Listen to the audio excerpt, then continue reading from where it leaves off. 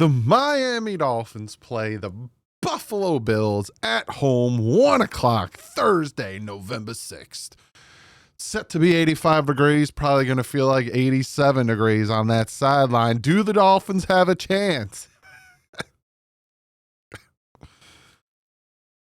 Well, do you want me to answer that?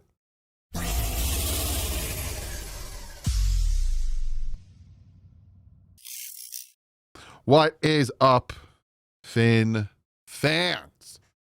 Real quick, before we jump into all the doodads and the bing bong booms of the preview video, I got one announcement and one fantastic sponsor that I want to talk about. The first announcement, I'm going to get out of there quick before you fast forward past the sponsorship.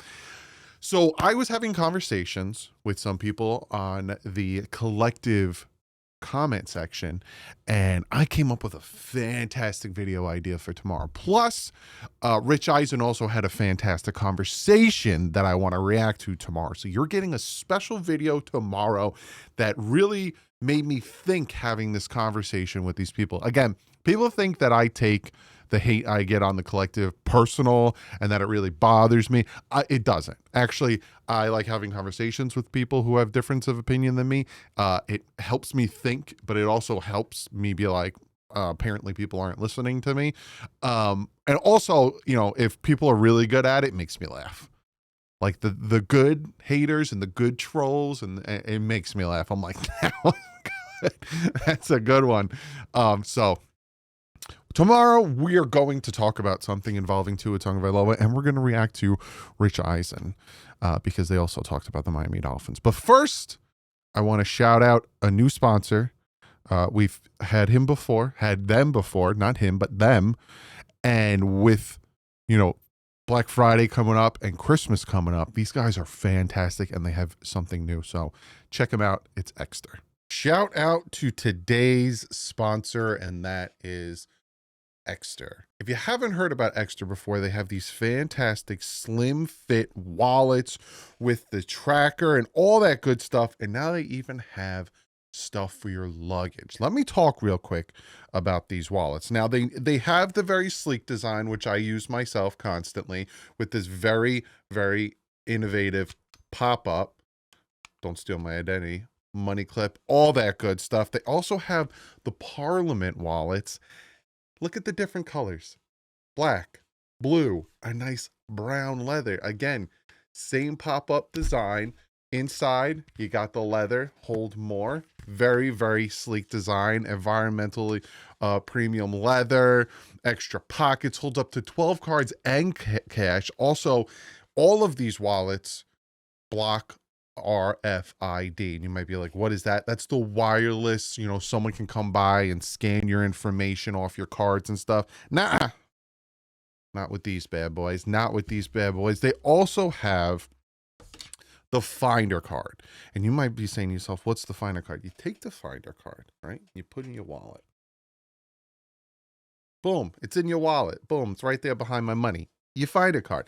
Oh my goodness, I lost my wallet. Where could it be? Well, you go into your phone, whether it's Apple or Android, you go into Find My, and for me on Apple, it's Find My, and then boom, there's my wallet. And what you do is you just hit play sound, and you can very easily find your wallet. Also, I'm not going to show you because you see where I live. It shows you exactly where it is. Now they have integrated something even better. It's the travel vacuum kit. You get the bag and you get the little mini vacuum.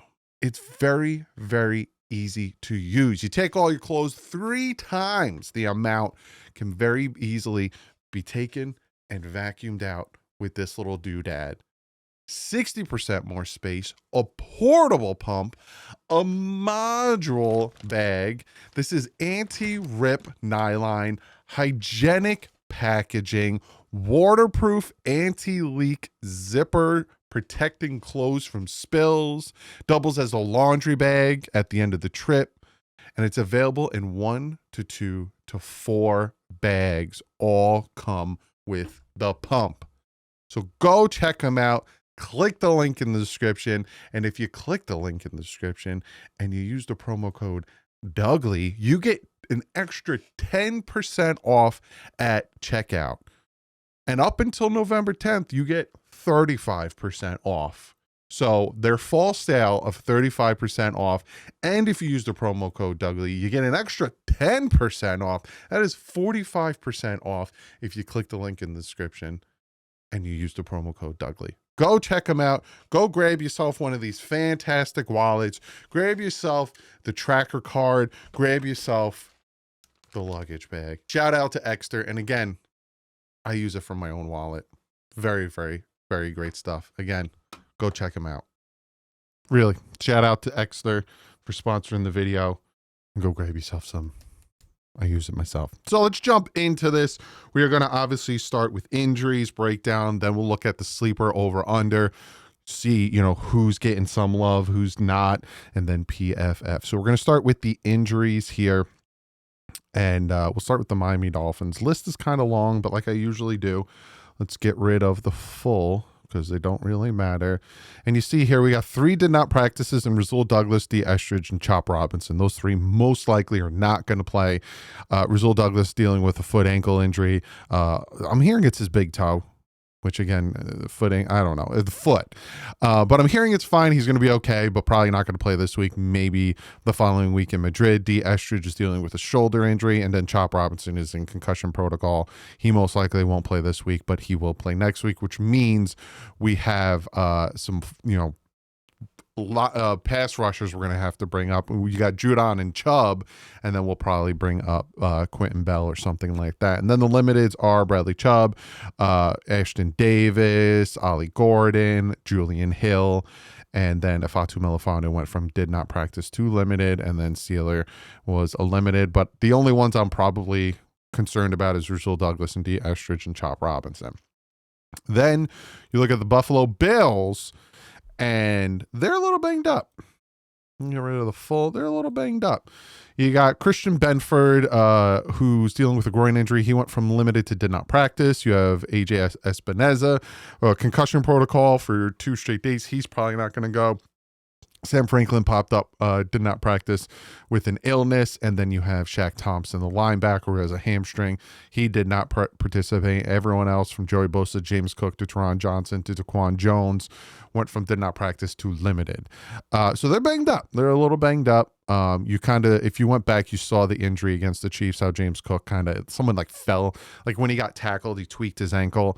But in all honesty, I don't think their injuries are really going to affect this game one way or the other, because the one man whose name's not on there is the one who's the biggest factor on them winning the game, and that is Josh Allen. So there is that. Let's jump into the breakdown. We'll start with the Miami Dolphins defense. And golly gee willikers, do they have an uphill battle to face. They are the 24th total defense facing the number 1 total offense. They are the 10th total passing defense, but that can be skewed because teams mostly run on the Dolphins, facing the 4th best passing offense. But again, that could be skewed because, again, you're looking at the 30th best rush defense facing the number 1 best rush offense. That is where the total is going to be. Scoring, the Miami Dolphins are 24th on defense, allowing 27 points per game, and the Bills are 3rd, getting 29.4 points per game. Doesn't bode well. Sacks, interesting that the Dolphins are 21st, getting 17 sacks, and the Bills are 10th, only giving up 17 sacks. If you kind of see the juxtaposition, because there's 32 teams in the league, and the Dolphins are kind of like the 11th from the top, and you see what I'm saying?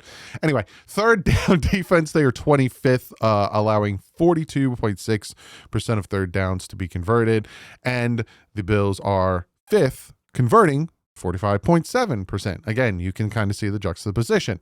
Then the Dolphins are 23rd in the NFL, only getting 7 turnovers, and the Buffalo Bills are 5th in the NFL, only giving up 6 turnovers. It is literally day and night, the Miami Dolphins defense facing this Buffalo Bills offense. It is day and night. They are the complete opposites of each other. You got this bad defense facing the best offense in the NFL, and a lot of that has to do, again, to one gentleman, Josh Allen. Then you look at the Dolphins offense versus their defense. It's still bad, but it's not as bad. We have the 27th best offense facing the 12th best defense. We have the 23rd passing offense facing the second passing defense. We have the 25th rushing offense facing the 28th rushing defense. Remember that. We have the 16th scoring offense facing the 9th scoring defense. Again, 20-20 points per game, that is.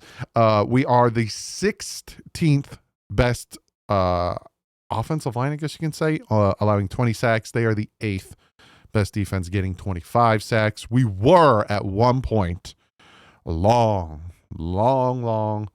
time ago, like 4 or 5 weeks, a very good third down offense. We're not anymore. We're 17th, converting 38.5% of our third downs, and they are 14th, allowing 37.9. And then we are dead last in the NFL with turnovers. We have 15 turnovers with the interceptions, 11 of them from Tua, and then the 4 fumbles. And they are 16th, converting or forcing 9 turnovers. Real quick, let's jump over here and look at Sleeper. So come over here again. Use the promo code DDW. You get 100% up to $100. Or if you come over here, you can see a free $20 entry. We'll come over here, go to NFL, kind of look at the over-unders for this game, the more or lesses for this one-sided butt whooping. Josh Allen passing touchdowns, 1.5, take the over. Devon Achane anytime touchdowns, I would take the more. James Cook anytime touchdown, I don't know if he plays or not. If he does, definitely take the more. Jalen Waddle, I would also take the more with 60.5 receiving yards. I think he'll be targeted a lot. Tua Tagovailoa, 220 passing yards, I would take the less on that one. Dalton Kincaid, 39.5 receiving yards. Take the more on that one. Dawson Knox even take the more on that, 13.5. Malik Washington, 25.5. I would take the more on that. Even Nick Westbrook with 2.5 receptions, I would definitely take the more on that as well. But you can see here, like they even got Keon Coleman, Greg Dulce. We did cut Tanner Connor, so he's going to get a lot more looks. Him and Julian Hill are your 1-2 at tight end. You got Jalen Wright, anytime touchdown. I wouldn't touch that with a 10-foot pole. Matt Prater with the field goals. Ollie Gordon, anytime touchdown. Again, Tanner Connor, ignore that because he was released. But again, go check him out. Use the promo code. Shout out to Sleeper. And with that being said, let's jump to what everyone wants to talk about and everyone wants to look at. PFFF. This team really sucks. So we're looking at the Dolphins offense versus the Bills defense. And again, their PFF grades are not great, especially, their middle linebackers, even though Milano is still good. Waddle, they have considered the 6th best receiver. They have Brewer as the 5th best center. Look where they have Dulcich. I don't know why I keep going Dulcich. Not a bad PFF grade. Again, take that what you want to it. Not good. Patrick Paul, I'd have him a little higher. I think your strength of your offensive line right now is a left tackle center. Outside of that, it's not good. And it breaks my heart. I still have hope for Jonah. I normally give rookies 3 years to really show what they can or can't be. So I'm not going to move off of Jonah just yet. But this is a bad rookie year for him. And again, you got a defense, Poyer, I'm not worried about him. Bishop is good. Their defensive line is good, especially with Bosa over there. They do not have the D tackle. It's gone. Wait, is it coming back? No, it's gone. So again, run the ball, and we'll get to that. And then when you flip it, they don't look good. They got a good offensive line. They got a good quarterback. They got a good running back. They got a good tight end. Even if their receivers are mid-tier, all of this stuff in the middle is good. And this has not been playing good at all. Again, you don't see Rasul Douglas out here. You don't really see any of the safeties really showing up or popping off, and the linebackers are all right. We got Brooks, who leads the league in tackles. Does it really matter much? It's just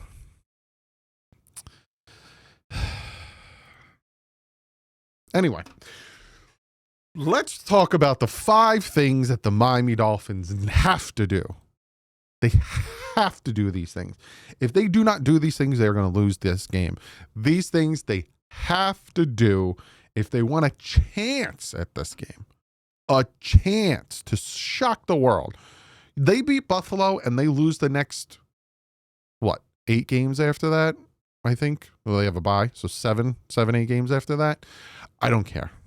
Just, if they beat Buffalo, I'm good. That's my Super Bowl. Number 1, run the ball. Run the flipping ball. This time I put it number 1 because it is that important and it is the most important.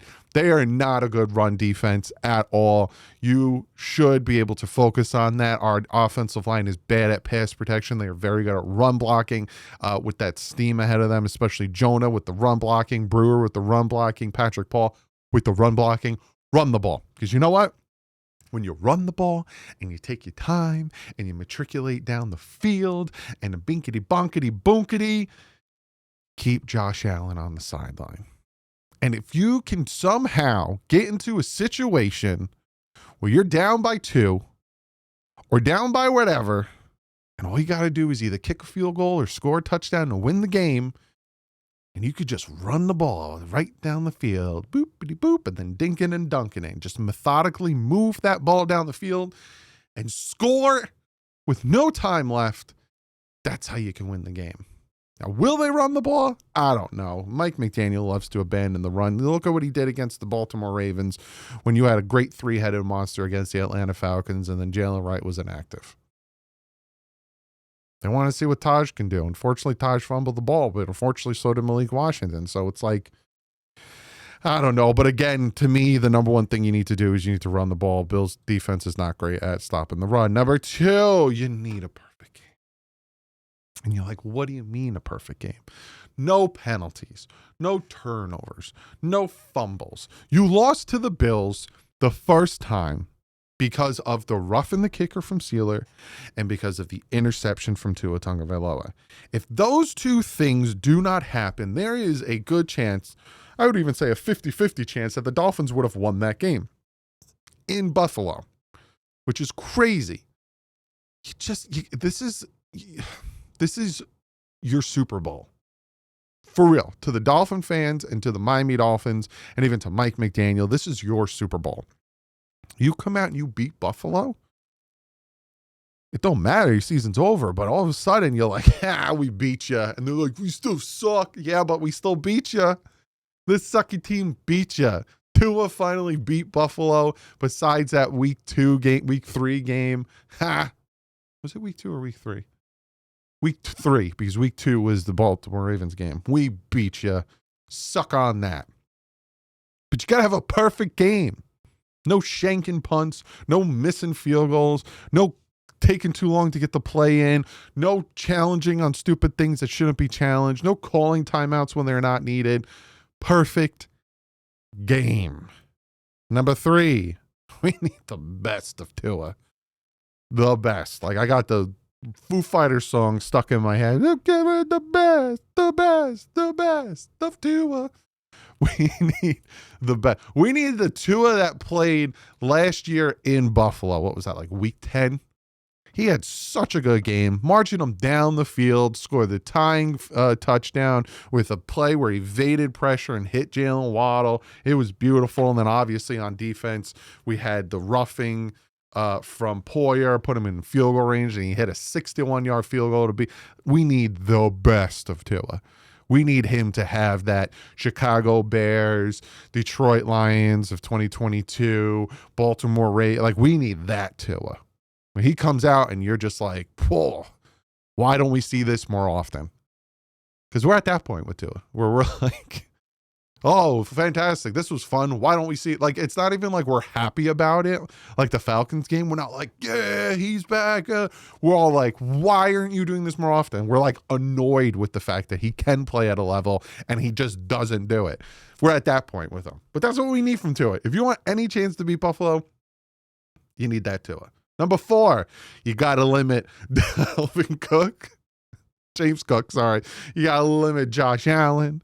You got to limit Kincaid. You got to limit Dawson Knox. You got to limit Coleman. You got to limit Shakir. Like, their offense is going to be a nightmare for this defense because you remove one aspect, they have another. And you move that aspect, they have another. Well, let's focus on stopping the run. Okay, cool. What are you going to do about Dalton Kincaid and Dawson Knox? Well, let's focus on that. Okay, cool. So then what are you going to do about James Cook? Okay, let's force that. Okay, then what are you going to do with Josh Allen running all over you? Well, we'll focus on that. Okay, what are you going to do about the RPO and the quick passes to Shakir and the end around? Oh, you screwed. So you just have to limit it. You're not stopping them. You're not. You might get a shot or two where things go your way and you kind of stop them like we did in Buffalo in week 3. You got to take advantage of those, though. Again, perfect game. So you got to limit it. They're going to score. They're going to run. James Cook, even with a bum ankle, he's probably going to have 110 rushing yards and 2 touchdowns. I expect Josh Allen to throw for about 200 yards. He'll probably stop at some point because they feel bad. It's like that. Oh, what cartoon is it where he's like, throw the towel or throw it to the lip. Oh, it's Simpsons. Leave him alone. That's going to be the Dolphins.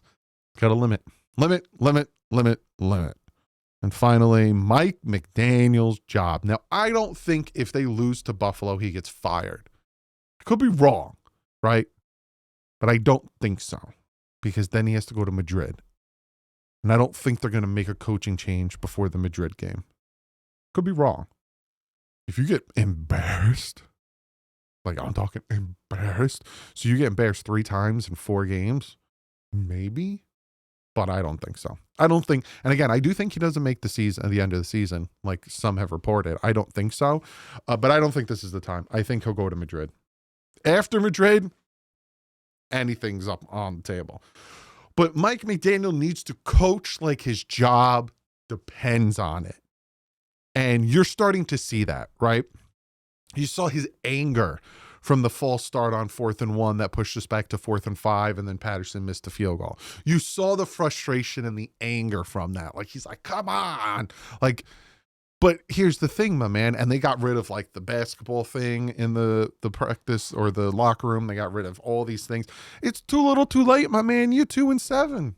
You're doing all these things now. It doesn't matter. But again, just like this could be the Super Bowl for the fans where, hey, we finally beat Buffalo. Same thing for Tua. Same thing for Mike McDaniel. Same thing for Anthony Weaver. You come out and you do what you need to do, which, you know, Bills always drop a game to a team they shouldn't. It's the Super Bowl. Enjoy it. So those are my 5 things that the Dolphins need to do if they want an iota of a chance to beat the Buffalo Bills. What is my take? Do I think the Miami Dolphins are going to beat the Buffalo Bills? Now Mike McDaniel came out and in his presser, I think it was yesterday or the day before. I think it was the day before. He came out and they asked him about facing Buffalo, and it had to have been the dumbest thing I've ever heard. And again, I don't mean to pick on them, but they were like, Mike McDaniel, losing 7 straight games to Buffalo. He says they've beaten us because they scored more points than us and done the right football things longer than we have in those games that we lost. No duh. Like, no duh.